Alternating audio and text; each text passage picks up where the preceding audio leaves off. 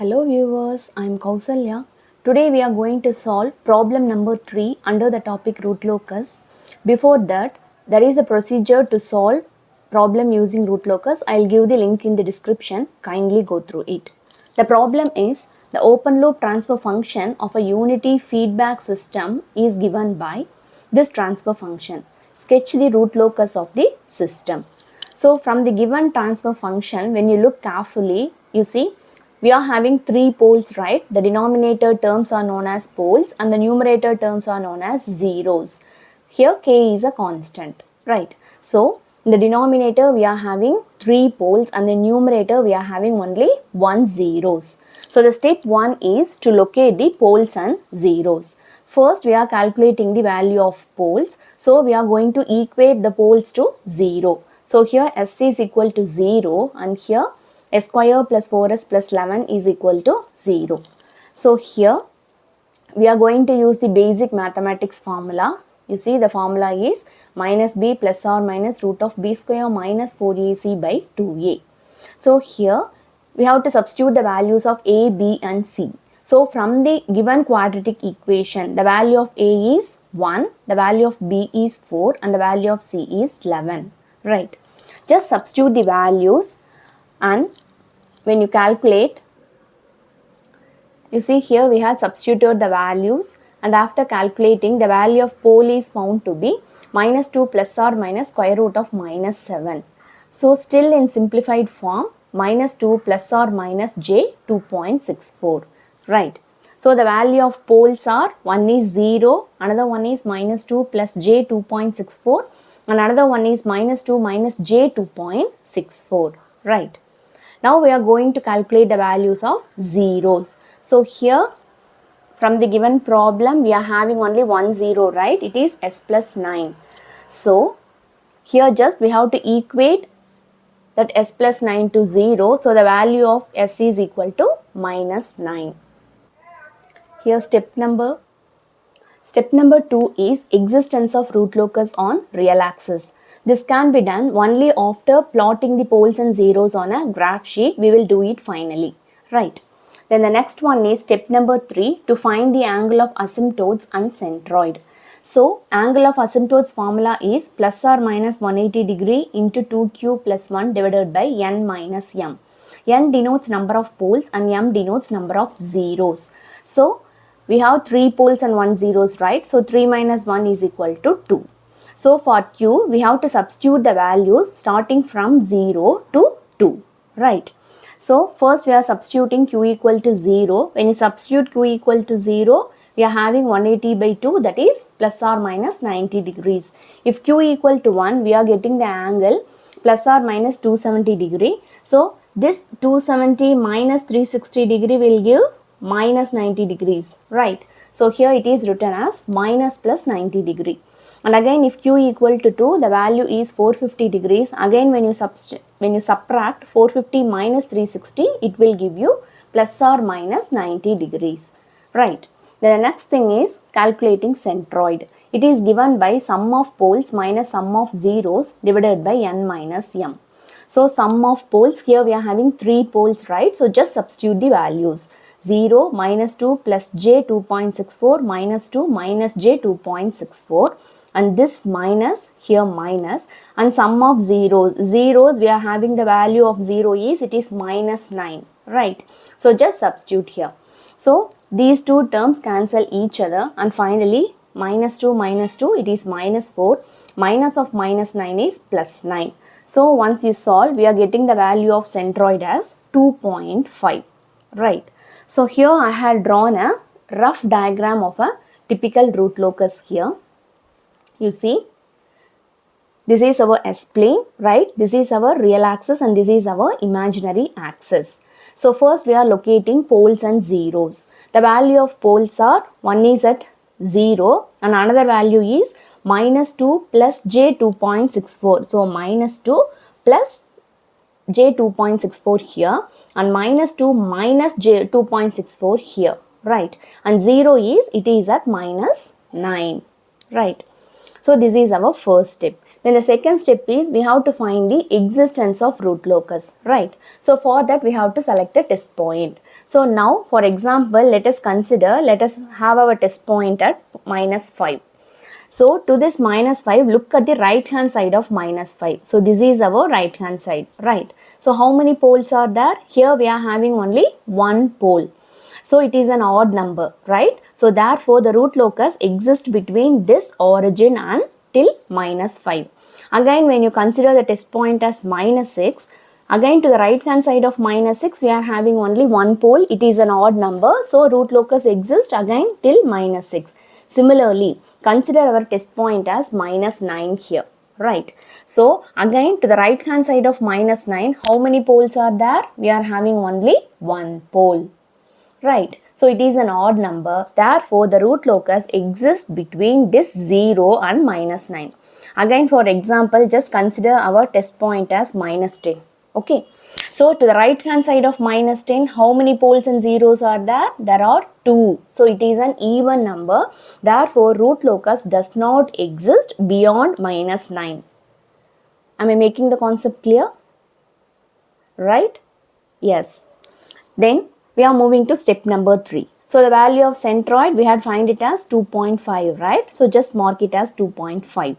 Then the angle of asymptotes. What are all the values of angle of asymptotes? You see it is plus or minus 90 degree, and again it is minus plus 90 degree, again plus or minus 90 degrees. So just we are going to mark those values. So we have to keep the protector on the centroid point and we have to mark the angles. It is 90 degrees, right? So it is a straight line. Plus 90 degree line is this and minus 90 degree line is this, right? So this is the typical root locus for step number 1, 2 and 3, right? So the step number 4 is calculation of breakaway or break-in points, right? So here from the plot, just now we have seen the rough plot of a root locus, right? So from the location of poles and zeros, here we are concluding there is no breakaway or break-in point. If you have any doubt, you can proceed, right? So what is the procedure to find the breakaway or break-in? You have to take the closed loop transfer function. You have to find the closed loop transfer function. You have to take the denominator of the closed loop transfer function, which is known as characteristic equation, right? Again, you have to frame an expression in terms of k. That is, you have to make an expression in such a way that k is equal to, right? You have to frame an equation like this. Then the next step is you have to differentiate this equation, right? You have to differentiate this equation with respect to s and you have to equate it to 0. Then you will be having the values of s. Again, if you substitute the value of s in the k expression, the final answer should be positive and real. If it is positive and real, then there is a breakaway or break-in point. If it is negative or if it is unreal, then there is no breakaway or break-in. Right. Here, just we are making an assumption that there is no breakaway or break-in depending upon the location of the poles and zeros. Right. Since this is our third problem, as we continue solving lot of problems, then you will be having a clear idea. Just by looking at the location of poles and zeros, you can say whether it will be having a breakaway or break-in point, right? Now we are going to step number 5. Here we are having complex conjugate poles, right? Because one pole value is -2 plus j 2.64 and another is -2 minus j 2.64. So whenever we are having complex poles or zeros, then we will be having angle of departure. So how to calculate this angle of departure? Again, here this complex pole is named as A and another complex pole is named as A star, right? So to this complex pole A, we have to draw lines from the remaining poles and zeros. So we are having a pole here, again a pole here and a 0 here. So from these three things, we are drawing line to this complex pole A. And finally, we are going to measure the angle. So let this angle be theta 1, let this be theta 2 and let this be theta 3. We are going to find all these values now.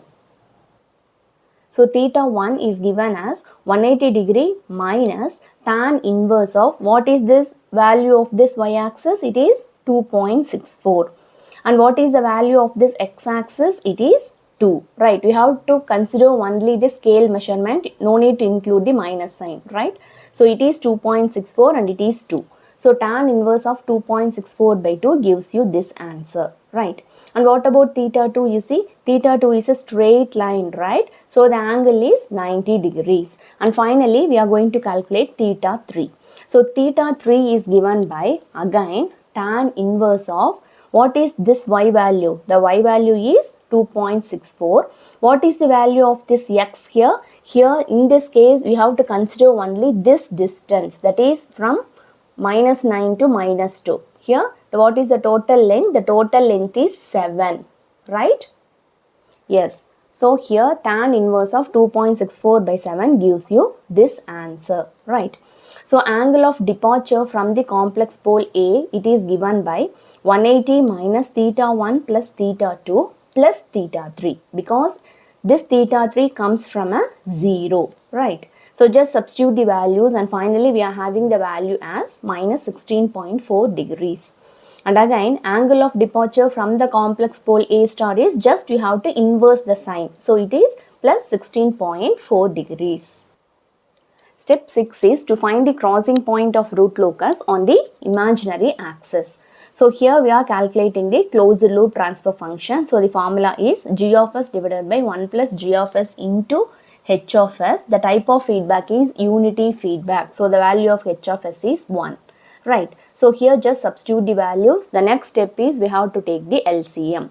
Once LCM is taken, you see the denominator terms are same. So they cancel each other. And finally here this is our closed loop transfer function. Right. So the denominator term of closed loop transfer function is known as characteristic equation. So just consider the characteristic equation. Just multiply. After multiplying we are having the expression like this. Right. Then the next thing is we have to substitute the value of s equal to j omega in this expression. So once you substitute, the next step is we have to simplify. So j cube is nothing but minus j square is minus, and the j here remains as such, right? So after solving the equation, next we are going to separate real and imaginary terms, right? So first we are equating the imaginary term to 0. So the imaginary terms are, you see here we are having one term, here we are having one, and here we are having the another. So we are equating the imaginary term to 0. So here in this expression, omega is present in all the three terms. So I am taking omega commonly outside. So the remaining term is this. Once you move this omega to the right hand side, 0 by omega is again 0. So next, again we are keeping this omega square on one side and we are moving the remaining terms on the right hand side. So this becomes minus of 11 plus k. So these two minus terms cancel each other and finally the omega square is found to be 11 plus k. The next thing is we are equating the real terms to 0. Again from the characteristic equation, these are the real terms, right? So after equating it to 0, you see here we are having 9k equal to 4 omega square. What is the value of omega square? Omega square is found to be 11 plus k, right? Just now we had seen. So just substitute the values here and again we are simplifying. We are bringing all the k terms together, you see. So once you solve this, the value of k is found to be 8.8, right? Then the next thing is we are going to substitute this k value in the real term expression, that is omega square is equal to 11 plus k. So just substitute the value of k here and finally the value of omega is found to be plus or minus 4.4, right? So the crossing point of root locus is this point and the value of k at this crossing point is, it is 8.8, right? Now we are going to draw the root locus on a graph sheet. So the first step is we are going to mark the poles and zeros, right? So here, as we already know, this is our real axis, this is my positive real axis and this is my negative real axis, and this is my positive imaginary axis and this is my negative imaginary axis, right?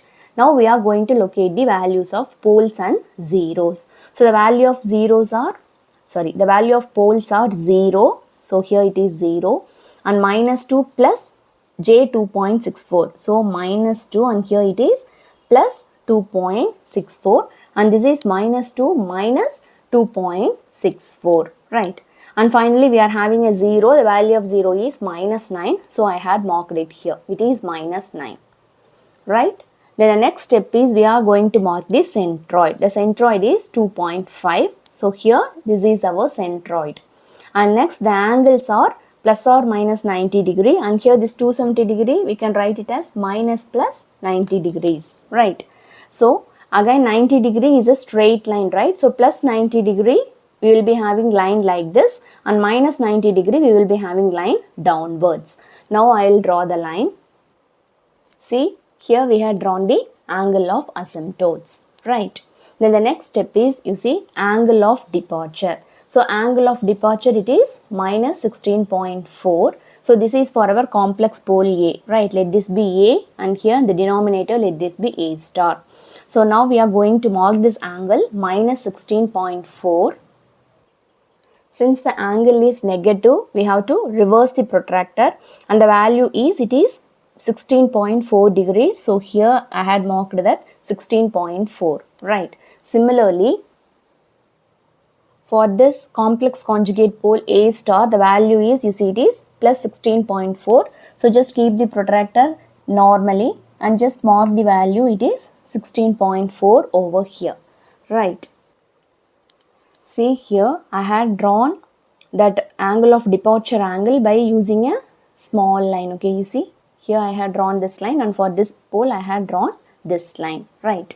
So the next thing is, now we are going to draw the root locus with the crossing point on the imaginary axis. The value is plus 4.4. So here this is my plus 4.4 and this is my minus 4.4, right? See, here we had drawn the root locus, right? So one branch of root locus starts from here and it moves over here. It is an assumption that it will meet the angle of asymptotes at infinity.